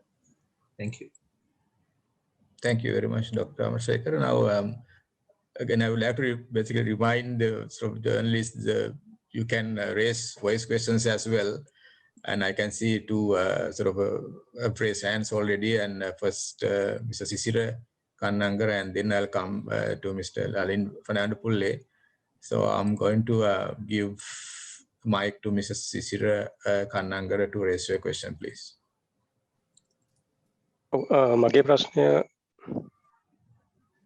මගේ ප්‍රශ්නය වෙන්නේ මුදල් රාජ්‍ය අමාත්‍ය කබ්‍රාල් මහත්මයා මීට දවස් දෙකකට පමණ පෙර සඳහන් කළා රට වසා තිබුණු දවස් 4ක කාල සීමාවේදී රුපියල් කෝටි 6000ක පමණ පාඩුවක් ආර්ථිකයට සිදු වුණා කියලා. යම්කිසි අවස්ථාවක පූර්ණ වශයෙන් ලොක්ඩවුන් කිරීමක් රට වසා දැමීමක් සිදු වූ සතියකට දෙකකට මහ බැංකුවේ තක්සේරුව මොකද ආර්ථිකයට කුමන ආකාරයේ පාඩුවක් සිදු වෙයිද? බොහොම ස්තුතියි ප්‍රශ්නෙට. මම හිතන්නේ අපිට ස්ට්‍රේට් ෆෝවර්ඩ් ආන්සර් එකක් දෙන්න බැරි වුණත් යම් පැහැදිලි කිරීමක් කරන්න පුළුවන් කියලා මම හිතනවා. ආචාර්ය අමරසේකර කැමතිද පොඩි පැහැදිලි කිරීමක් කරන්න? Thank you. Dr. Harishandra කිව්වා වගේ අපිට කෙලින්ම උත්තරයක් මේකට දෙන්න බෑ. මොකද එහෙම තක්සේරුවක් කරන්න අමාරුයි අපිට මේ වෙලාවේ. මම හිතන්නේ රාජ්‍ය අමාත්‍යතුමා කියන්නේ නැත්තේ රාජ්‍ය මූල්‍ය පැත්තෙන් ෆිස්කල් පැත්තෙන් තියෙන බලපෑම වගේ දේවල් බලලා වෙන්නේ නැති. මම හිතන්නේ මේ ප්‍රශ්නය කලින් ප්‍රශ්නයටත් ගණන්වත් මහත්මයාගේ ප්‍රශ්නයටත් සම්බන්ධයි. ඒ වුණාට කිව්වා වගේ රට වසා තැබුවොත් මම හිතන්නේ ආර්ථික වශයෙන් රටට පාඩුවක් වෙනවා. ඒක අපිට පිළිගන්න සිද්ධ වෙනවා. නමුත් ඒ රට වසාද තියනවද නැත්නම් කොපමණ ප්‍රමාණයක් අරිනවද කියන එක ඒ තුලනය තමයි අපිට අත්‍යවශ්‍ය වෙන්නේ. ඒ හැම දෙයක්ම අනිවාර්යෙන් කරන්න වෙන්නේ මහජන සෞඛ්‍ය මතයට හිසනමමින් තමයි. බොහොම අමාරු තුලනයක් තමයි මේ අවස්ථාවේ පවත්වාගෙන යන්න වෙන්නේ. නමුත් අපි දන්නවා රටේ ඉන්ෆෝමල් සෙක්ටර් එකේ වැඩ කරන බොහොම ප්‍රමාණයක් ඉන්නවා. ඒ වගේම පෞද්ගලික අංශයේ වැඩ කරන සේවකයන් බොහොමයක් ඉන්නවා. ව්‍යාපාරිකයන් ඒ වගේම තව රටේ බොහොම අංශ ඉන්නවා. රට සම්පූර්ණයෙන් වසා තැබුවොත් එයින් අතිශය දැඩි බලපෑමකට ලක් වෙන. ඒ වගේම වසා තියෙනකොට ඒ අයට මම හිතන්නේ රජයනොත් සහනාධාර පිහිටාධාර ලබා දීම අත්‍යවශ්‍ය වෙනවා. මේ වෙලාවේ අපි හිතන්න ඕනේ තව කාරණයක් තමයි රජයට ඒ වගේ හැකියාවක් තියනවද කියන එකත්. නමුත් අපි දන්නවා සම්පූර්ණයෙන්ම අහලා දැම්මොත් මම හිතන්නේ අවදානම සම්පූර්ණයෙන් නැති වෙන්න පුළුවන්. නමුත් ඒක අපිට කරන්න පුළුවන්ද බැරිද කියන එක තමයි ප්‍රශ්නේ. අපි කරන්න ඕනේ ඒ දේද නැත්නම් කිසියම් අවදානමක් අරගෙන ඒ වගේම මහජන සෞඛ්‍ය උපදෙස් පිළිපදිමින් ආර්ථික කටයුතු වල නිරත වෙන එකද කියන. Dr. Amarsekara, then I would like to give mic for Lalin Fernando Pulle from Sunday Observer. You can raise your question now, Mr. Fernando Pulle. Hello. Yes, we can hear you. Please go ahead. Yeah, I have two questions. One is on the economy. Can we maintain the economic growth in target envisaged for this year around 3%, given the intensity of the pandemic? the delay in the arrivals of the vaccines, and also the projections that the death toll will surpass 1 million in the next 100 days by the health ministry. So can we stick to that original target? Number one. Number two is, what would be the role of the central bank under the Port City Commission bill to regulate the financial activities of the port city? Will the central bank be completely kept out, or will it have a say in? Thank you. Thank you very much. Dr. Amasekhar would like to start, please. Thank you. Yes, I'll respond to the first question, Mr. Fernando Pulle. Actually, if you look at the annual report, there's a table 1.5 in chapter 1. Actually, our projection for 2021, as published in the annual report, is 6%, not 3%. So obviously, with the third wave and any future waves, this is going to achieving 6% is going to be challenging. But again, what we have to understand is that we are looking at a growth scenario based on a very low base in 2020, a contraction in 2020.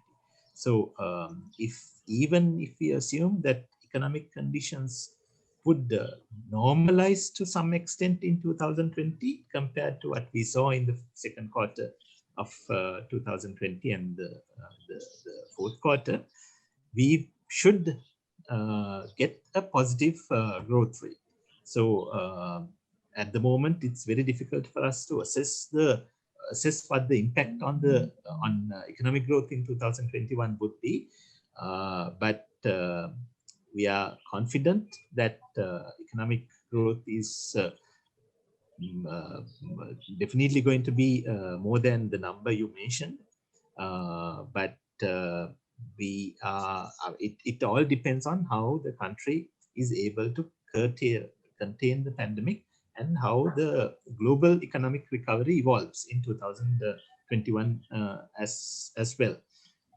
So, I mean, this will not only impact the central bank's growth projections. I'm sure it will impact the global growth projections published by other agencies like the International Monetary Fund or the World Bank as well. But original projection for 2021 was 6%. Again, as I said, these projections were finalized in the middle of April 2021, and by the end of by the third week of April, the situation completely changed, which will definitely require revisions to our growth projections published in the annual report in the period ahead. When we have more information, we will do that revision to projections. Thank you, Dr. Amasekhar. I think Mr. Shamanwan Ganewatta has raised hand. Mr. Ganewatta, ඔබට දැන් ප්‍රශ්න යොමු කරන්න පුළුවන්. අධිපතිතුමාට වගේම ආචාර්ය අමරසේකර මහතාගේ අවධානයට මම යොමු කරන්නේ අත් වශයෙන්ම අපි අර වෛරසය පාලනය කර ගැනීමට අවධානය යොමු කරන්න කියන එකෙන් අදහස් වෙන්නේ නැහැ කිසිම වෙලාවක රට වහන්න පූර්ණ වශයෙන් ලොක්ඩවුන් එකකට යනවා කියන අදහසක් කිසිම වෙලාවක මගේ ප්‍රශ්නයකදීවත් මතු කරේ නැහැ.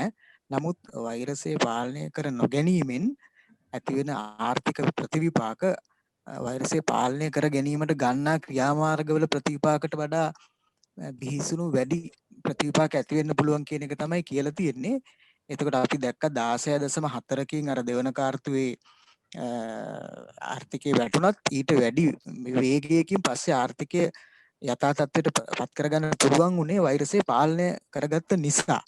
ඒ නිසා මේ දැන් අපි අහන එකට උත්තර දෙන්නේ ලොක්ඩවුන් කරන්න කියනවා වගේ අපි එහෙම කිසි වෙලාවක කියලා නැහැ. මම අහපු කිසිම ප්‍රශ්නයක ලොක්ඩවුන් කියන වචනයවත් සඳහන් කරේ නැහැ. හැබැයි අපි කියන්නේ වසංගතය පාලනය කරගත්තේ නැත්තොත් ආර්ථික ප්‍රතිවිපාක බිහිසුණු වෙන්න පුළුවන් කියලා. ඒ ගැනයි අපි ප්‍රශ්නය යොමු කරන්නේ. අපි එකගයි ඒත් එක්ක අනිවාර්යෙන් වෛරසය පාලනය කරන්න ඕනේ තමයි ආර්ථිකයට ඇති වෙන බලපෑම අඩු කරගන්න නවත්ත ගන්න. නමුත් කොහොමද ඒක කරන්න කියන එක තමයි ප්‍රශ්නේ. තාත්තෝකට සඳහන් කළ යුතු කාරණයක් තියෙනවා. දැන් වඩා දැඩි ලෙස සෞඛ්‍යාංශ මතයක් ප්‍රකාශ කරනවා. අඩු ගානේ දවස් 15ක්වත් ආර්ථිකය වසා තබන්න ඕන කියලා. ඒ අදහසත් එක්ක තමයි ශාම්වන් ගණවත්ත මහත්මයා මතු කරපු ප්‍රශ්නය අහුවාම අපි මේ ප්‍රශ්නයේ කියන අදහස කොවිඩ් වසංගතය පාලනය කර ගැනීම කියන වචනය වෙනුවට අපි අපේ අතෙන් ආදේශ වුණේ ලොක්ඩවුන් කියන වචන. මොකද ඒ විදිහට තමයි දැන් සාකච්ඡා පෙළක්ම ඉදිරියට යන්නේ. හුඟක් දුන්නා TV discussions කීපයකට ඊළඟට ප්‍රවෘත්ති පත්‍රවල තියෙන ලිපි ලේඛන වලට තවත් විද්‍යාත්මක පර්යේෂණ ලිපි වලට වෛද්‍ය අංශ වඩා අවධාරණය කරන්නේ මේ වෛරසය මේ අවස්ථාවේ ඇතිරීගෙන යන වෛරසය අතිශයින් භයානකයි. ඔවුන් උපදෙස් ලබා ගන්නවා තමන්ගේ නිගමන වලදී ඉන්දියාවේ සිද්ධ වෙච්ච මහා විනාශය නියම බලාගෙන ඒගොල්ලෝ වඩා අවධානය කරන්නේ ඔය සම්පූර්ණ ලොක්ඩවුන් එකක් කළ යුතුයි කියලා. අනේ සුවන දෙයකට. ඒක ගැන හිතලා තමයි අපි අර විදියට මුලින් අපේ අදහස් ප්‍රකාශ කරන්නේ. නමුත් අපි කියන්නේ පාලනය කර ගන්න ඕන කොහොම හරි අපේ මිනිස්සුන්ගේ සහයෝගය සඳහා ලැබෙන්නට ඕන. මිනිස්සුන්ට නිවැරදි ක්‍රමවේද ක්‍රියාත්මක කරවන්න ඕන මිනිස්සුන් ලව්වා. ඒ වගේම පාලනය කරගෙන සම්පූර්ණ ලොක්ඩවුන් එකකින් තොරව මේක ගෙනියන්න පුළුවන් නම් පාලනය කරගන්න පුළුවන්. මේක තමයි හොඳම ක්‍රියාමාර්ගය. ඒ පුළුවන් ද බැරිද කියන එක මම හිතනවා ඉදිරි දවස් කිහිපය තුල සමහර විට තීරණය වන්නට පුළුවන්.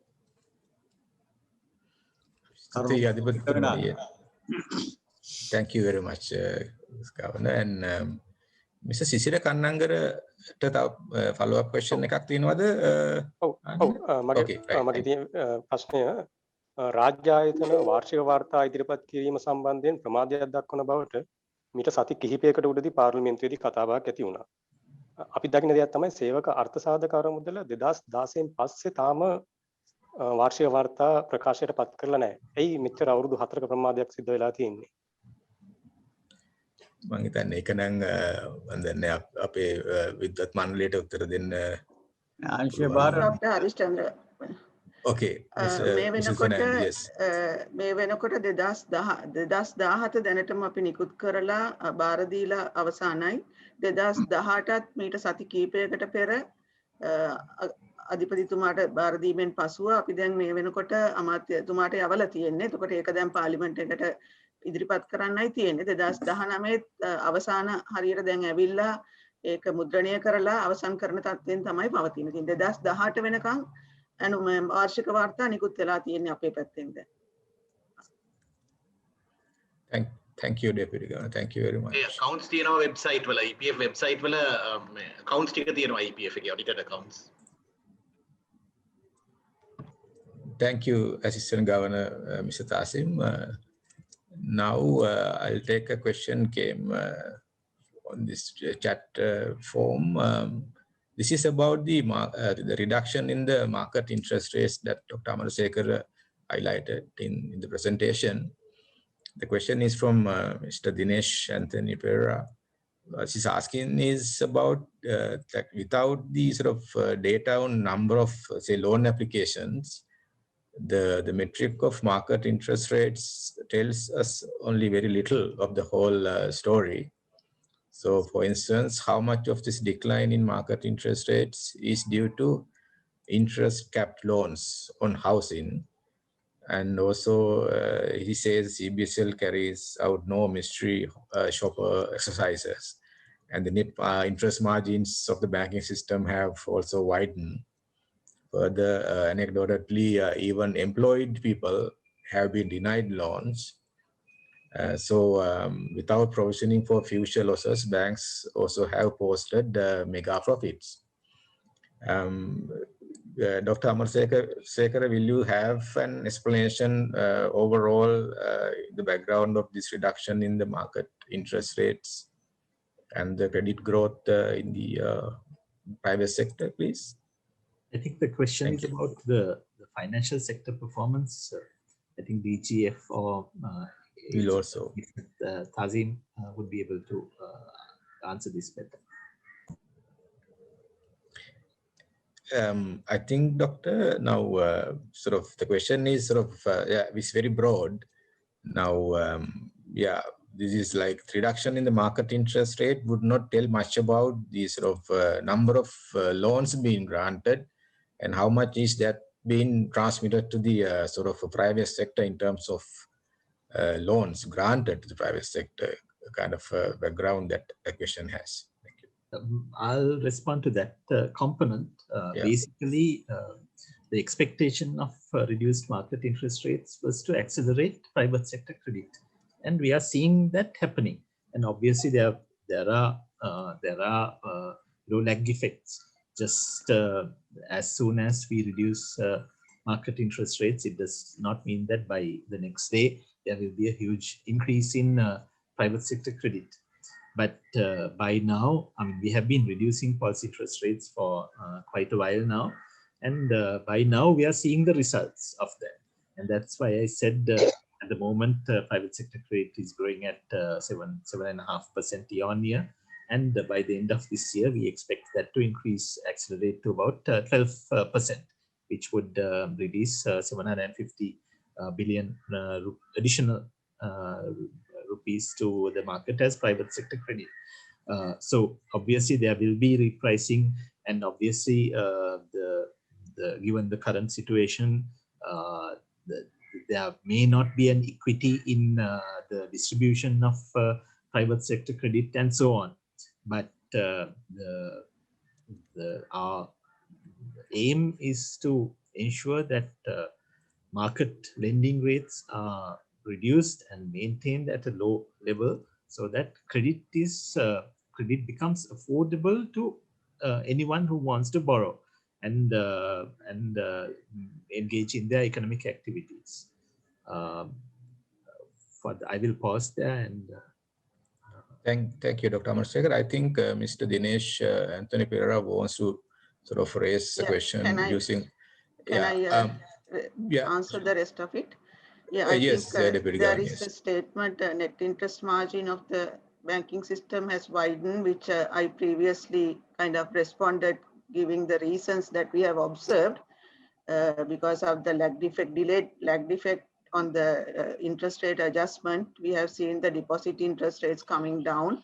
So therefore, there is a kind of increased profit. But with regard to the other concern about without provisioning for future losses, banks have posted mega profits. What we have seen is now last year, the annual reports were out about 1 month ago of the banks, and we have seen their impairment provisions have been very high because we have a regulatory provision requirement. Compared to that, we have seen the impairment provision requirements very high because they are subject to the current accounting standards of classification and provisioning. So therefore, we can't say that they have not taken the losses because there is a way of kind of classifying as stage 1, stage 2, stage 3, and guidance have been already given, taking note of the current situation also, COVID situation. Both Chartered Institute and the central bank has worked together with the banks to get that kind of a guidance. So the provisioning or the impairment has happened according to that. So that is being captured in the profit computation. And on the other hand, there was one other reason why we could see some increased profit, because there were certain tax advantages also. Tax changes were there. So that also resulted in banks reporting a little relatively higher profit. Then with regard to this anecdotally, when employed people have been denied loans. Now, these kind of things, whenever we check with our banks, what they say is, this is a very minimal situation that happens, basically due to some reason. So without some exact information, of a specific bank, of a specific customer group, not being kind of facilitating, I'm a little bit, it's a little bit difficult for me to directly respond, but if there's anything specific and if you can inform us, we will definitely look into it and see why it has happened and whether that was a due loan that has not been given. We can do that. Thank you. I'm sorry, if I could just... Yes, either Mr. Dinesh Anthony yes. Pereira? So right. What we see in like foreign central banks is that they have sort of mystery shoppers where they pretend to be loan applicants and they sort of go and gauge what sort of people can get loans in the market. And I think the way that you all have collected data, it doesn't show if the borrowing is for existing loans, people just borrowing to pay off existing loans, or actual new lending to new businesses and new ventures. So that's the problem that I find difficult. And I anecdotally have spoken to a lot of people who seem to say that they can't get credit, but Haley's, SoftLogic, or Aitken Spence cannot really borrow at very low rates. Right. Thank you, Mr. Pereira. I think your questions were given some clarification by Deputy Governor already. Mr. Sham Ganewatt ප්‍රශ්නයක් අහන්න පුළුවන් දැන් ඔබට අවස්ථාව තියෙනවා. Mr. Ganewatt අහන්න ප්‍රශ්න. මම අහන්නේ මේ 2020 වර්ෂයේ බැංකු අංශයේ ලාභදායීත්වයේ කොහොමද වසංගත තත්ත්වයක් එක්ක බැංකු සහ මූල්‍ය ආයතන පද්ධතිය ලාභදායීත්වයේ කොහොමද ලබාගෙන තියෙන්නේ කියලා. ඒකට හේතුව තමයි මේ ගොඩක් අය බැංකු ණය සහ වාරික ගෙවීමට දුෂ්කරතාවයකට පත් වුණා මේ ගිය වර්ෂයේදී. හැබැයි ඒත් අපිට පේනවා හැම වෙලාවෙම බැංකු ආයතන තමන්ගේ ලාභය මූලික කරගෙන අර ගනුදෙනුකරුවන් ගැන විතරම් තකන්නේ නැතුව කටයුතු කරන ස්වභාවයක් පේනවා. ඒ වගේම අපේ නියෝජ්‍ය අධිපතිතුමියත් දැන් කතා කරනවා පේන්නේ වැඩි වශයෙන් බැංකු පැත්තෙන් මේ ගනුදෙනුකරුවන්ට වඩා. නමුත් අපි හිතන්නේ ගනුදෙනුකරුවන් හිටියොත් තමයි බැංකු ආයතන පවතින්නේ. ඒ නිසා මේ ගනුදෙනුකරුවන් මේ වගේ වසංගතයකින් පීඩාවට පත් වෙනවා නම් ඒ අයට සහන අවශ්‍යයි. ආර්ථික කටයුතුත් ව්‍යාපාර කටයුතුත් අකර්මණ්‍ය වෙනවා නම් සංචරණ සීමා වගේ දේවල් හමුවේ ගනුදෙනුකරුවන්ගේ පැත්තෙන් අපිට බලන්න වෙනවා. මොකද ඒගොල්ලෝ තමයි මේ ආයතනවල පැවැත්ම බැංකු හමුල්‍ය ආයතන පද්ධතියේ පැවැත්ම තියෙන්නේ ගනුදෙනුකාර ප්‍රජාව නිසායි. ඉතින් ඒ අය තනිකර කැපකිරීමක් නොකර ඒ ලාභදායීත්වය පවත්වාගෙන යනවා නම් ගනුදෙනුකරුවන් ගැන හිතන්නේ නැතුව ඒක අසාධාරණයි කියන එකයි අපි කියන්නේ. ඒ සඳහා මහ බැංකුවේ මැදිහත් වීමක් තියෙන්න ඕන කියන එකයි අපි කියන්නේ බැංකු වල පැත්තම බලන්නේ නැතුව. ප්‍රශ්නේ පැහැදිලි. Mr. Ganewatt, Deputy Governor will have a response, please. ගණේවත්ත මහත්තයා ස්තුතියි මේ ප්‍රශ්නෙට. දැන් එතන ගණේවත්ත මහත්තයා කියන්නේ මේ බැංකු දිහා බලනවා ගනුදෙනුකරුවන් දිහා බලන්නේ නැහැ කියලා. මම හිතන්නේ මහ බැංකුව විදිහට අපිට තියෙන යුතුයකම තමයි ඔතන ඉන්නවා ගනුදෙනුකාරයෝ දෙපාර්ශ්වයක්. ණය ගන්න අයත් ණය ගැනීම සඳහා මුදල් සපයන අයත්. අපි එතකොට ණය ගන්න අය ගැන බලනවා වගේම ණය දෙන්න මුදල් සපයන කට්ටිය ගැන තමයි ඊට වඩා විශාල වගකීමක් තියෙනවා කියලා මම දකින්නේ. මොකද එතනේ ප්‍රශ්නයක් වුණොතින් අපි දන්නවා ඒක ව්‍යසන තත්වයකට යන්න පුළුවන් නිසා. එතකොට අපි බැංකු පැත්ත බලීමක් නෙමෙයි සාමාන්‍යයෙන් කරන්නේ. දැන් මම කිව්වේ අපිට මේ වගේ ප්‍රශ්නයක් තියෙනකොට අපි ඒක සාකච්ඡා කරලා කරන්න පුළුවන් ප්‍රැක්ටිකල් දේ කරනවා. නමුත් ඒකෙන් අදහස් කරන්නේ බැංකුවෙන් ඇහුව පළියට බැංකුව කියන දේ තමයි. දැන් අපි ඒක අපිට අත්දැකීම් තියෙනවා පහුගිය මොරටෝරියම් 2-3ෙදිම අපි බැංකුව වලට අපේ ඩ්‍රාෆ්ට් එකක් යවුවම ඒගොල්ලන්ගේ views දුන්නම ඒ views නෙමෙයි ඇත්තටම අපි දැන් අවසානයේ සර්කියුලර් එකක් විදිහට ඉෂුව කරලා තියෙන්නේ. අපි මධ්‍ය තැනකට ඇවිල්ලා ගනුදෙනුකාරයත් එතකොට ගනුදෙනුකාරයෙක් වම දෙපාර්ශ්වයෙන්ම ණය ගන්න කෙනත් ණය වෙනුවෙන් අරමුදල් සපයන අයත් බැංකු පද්ධතියත් ගැන හිතලා තමයි අපේ මේ පහුගිය කාලේ සර්කියුලර්ස් ඉෂු කරේ. ඉතින් ඒකම තමයි ඉස්සරහටත් මම දකින්නේ මගේ පෞද්ගලික මතය විදිහට මම දකින්නේ අවසානයේ කොහොමුණත් මේක පොලිසි චේන්ජ් එකක් විදිහට පොලිසි ඩිසිෂන් එකක් විදිහට මහ බැංකුවේ මුදල් මණ්ඩලයෙන් එන්නේ. නමුත් මම දකින්නේ ඉතින් ඒ වගේ තත්ත්වයක් තමයි අපි මෙතෙන්ද සලකන්නේ. අපි බැංකුව පැත්ත ගන්නවා නෙවෙයි. දැන් බැංකුවේ ලාභය ගැන අපි කතා කරාම ගණේවත මහත්තයා බැංකුව ලාභ උපයන්නේ නැතිනම් බැංකුව වලට ගනුදෙනු කරන ඉස්සරහට ගෙන යාමේ ප්‍රශ්නයක් තියෙනවා. මොකද බැංකුවක් කටයුතු කරන්න අවශ්‍ය යම්කිසි ප්‍රාග්ධන අවශ්‍යතාවයන් තියෙනවා. දැන් මේ ප්‍රාග්ධන අවශ්‍යතාවයන් කල්පුර මේ කාලයක් තිස්සේ ලබා ගන්න එක ක්‍රමයක් තමයි උපයන ලාභයෙන් කොටසක් තම ආයතනයේ වෙත නැවත ලබා ගැනීම. කොටසක් අනිවාර්යයෙන්ම ෂෙයා හෝල්ඩර්ස්ලට දෙනවා. මොකද ෂෙයා හෝල්ඩර්ස්ලා කියන්නේ බැංකුවේ වගකීම් පැත්ත ගත්තොත් 10% තමයි අවම වශයෙන් ඒගොල්ලන්ගෙන් ලැබෙන්නේ ගොඩක් වෙලාවට. ඒකට 10%ට ඩිවිඩන්ඩ්ස් එකක් විදියට ලාභයෙන් කොටසක් දෙනවා. නමුත් ඉතුරු කොටස බැංකුව හැමදෙස්සෙම ඒගොල්ලන්ගේ ප්‍රාග්ධන අවශ්‍යතාවයන් වෙනුවෙන් ලබා ගන්න. දැන් අපි ගත්තොත් ට්‍රිලියන 3ක් තියෙන බැංකුවක බිලියන ගානක ප්‍රොෆිට් එකක් කිව්වම ඒක return on investment return on assets කියන එක අපි අතරම බැලුවොත් 2015 16 17 වගේ ඉඳලා බලනකොට ලොකු අඩුවීමක් අපි දකිනවා. මම හිතන්නේ ස්ටොක් මාකට් එකෙත් අපි මේක දැකලා තියෙනවා ඒගොල්ලන්ගේ ප්‍රයිසින් ගැන. ඉතින් ඒ පැත්තත් තියෙනවා. අනිවාර්යයෙන්ම මම එකඟ වෙනවා බැංකු ලාභ විතරක් තකාගෙන ගනුදෙනු කිරීම ඒක අපිට එකඟ වෙන්න බෑ. අපි මහා බැංකුව විදියටත් ඒකට ඉඩ දෙන්නේ නැත්තේ. මොකද අපි හැම වෙලාවෙම ඇවිල්ලා මොරටෝරියම්ස් දුන්නා, ඊළඟට ණය පොලි අඩු කරන්න කියලා කිව්වා, ඩිපොසිට් පොලි වැඩියෙන් ගෙවනකොට ඒව අඩු කරන්න කියලා කිව්වා, ඊළඟට පෝනින් ඇඩ්වාන්සස් වල ණය අඩු කරන්න. ඉතින් ඒවා ඔක්කොම මේ පියවරෙන් අරන් තියෙන්නේ ඇත්තටම ණය ගන්න ගනුදෙනු කරුවන්ගේ පැත්ත බලලා තමයි. නමුත් ඒක අර ගන්නකොට මම හිතනවා මම කිව්වා බැංකු වලට කතා කරලා මේක කරන්න කියන එක ඒක වෙන්න ඕනේ.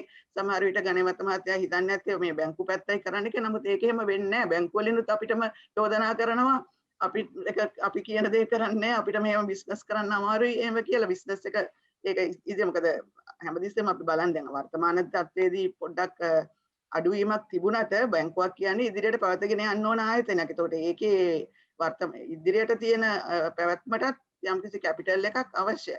ඒක ප්‍රොවයිඩ් කරන්නේත් මේ ලබා ගන්න ප්‍රොෆිට් එකේ. ප්‍රොෆිට් එක කියන එකත් යම්කිසි ධර්මයකට අවශ්‍යයි. ඉතින් ප්‍රොෆිට් එකේදී මාජින් එක කොහොමද කියන එක තමයි බලන් තියෙන්නේ. දැන් මම මාජින් එක ගැනත් මේ වෙලාවේ විස්තර කරා. ඒ මාජින් එක මේ වෙලාවේ පොඩ්ඩක් අපි වැඩියෙන් දකිනවා. මොකද ඩිපොසිට් ඉන්ට්‍රස්ට් එක අඩු වෙලා තියෙනවා. සාමාන්‍යයෙන් වෙන්නේ පොලි අනුපාත අඩු වෙනකොට ඩිපොසිට් ඉන්ට්‍රස්ට් එක කලින් අඩු වෙනවා. ඊට පස්සේ තමයි කාලයක් ගිහිලා තමයි ණය වෙනුවෙන් අය කරන පොලි අඩුවීමක් සිද්ධ වෙන්නේ. ඉතින් වර්තමානයේ අපි දකින්නේ ඒ ඇඩ්ජස්ට්මන්ට් එකේ මුල කොටස තමයි වෙලා තියෙන්නේ. ඉතිරි කොටස වෙන්න තියෙන එකක් නිසා තමයි තව යම්කිසි ප්‍රමාණයකට අපි දකිනවා ලාභ වැඩිවීම තත්ත්වයක්. ඒ වගේම මම කියපු විදිහට අර ටැක්ස් වල වෙච්ච චේන්ජ් එකනොත් පොඩි වෙනස්කමක් වෙලා තියෙනවා මේ ලාභදායී තත්ත්වය වැඩි වෙන්න. Thank you, Deputy Governor. There's another question. I think this is also for Deputy Governor Mrs. Fernando about the regulative aspects of financial activities in the port city. I don't know that this question is too early to clarify with details, but it's about whether central bank will be completely left out of the regulation in the proposed port city legal framework. Deputy Governor would like to respond, please. Yeah, now at the moment in this regard, what is available to us is the bill and then the recent discussions that we heard over the media about the decisions of the Supreme Court and then the actions that the government has proposed and informed that will be taken. So based on that, in the bill, there is some reference to the Monetary Board and also to the central bank with regard to the regulatory aspects of the banking business. But I think, as you said, Dr. Harish Chandra, it is a little too early because of this change situation that is going to happen for us to comment without exactly knowing what is going to be the final outcome. Thank you, Deputy Governor. And there was a follow-up question from Mr. Dinesh Anthony Pereira about these loans being granted at the moment. What he's asking is, how can you be sure these aren't loans granted to pay off old loans? Maybe Dr. Amar Sekar would like to give a response, please. I see. Thank you. Only now I got Mr. Pereira's question. So no, basically by credit to the private sector, the numbers that we present, we are not differentiating between old loans and new loans. We are looking at the stock of credit to the private sector at the end of each period. So what we have seen over the period from August 2020 onwards is that this stock of credit to the private sector has continued to increase. So it is the year-on-year increase that we are considering when we publish our numbers. This can jolly well include new lending as well as a new borrowing, as well as borrowing to repay old loans. That's not one of our concerns, really. Thank you. Thank you, Dr. Amarsekara. There was one follow-up question on the proposed SD allocation about the amount that we expect from that allocation. I think Deputy Governor Mr. Maya Siriwardena already mentioned that the amount is about $780 million US dollars. So with that, I think that's all we have for today.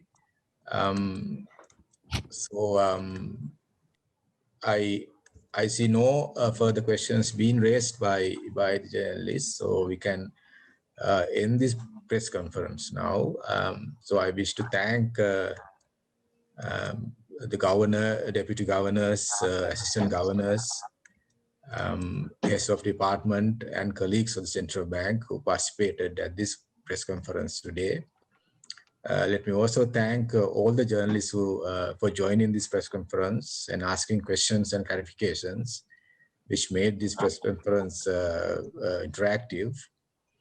And last but not least, I should thank the Communications Department and the Center for Banking Studies of the Central Bank for arranging logistics to have this press conference virtually.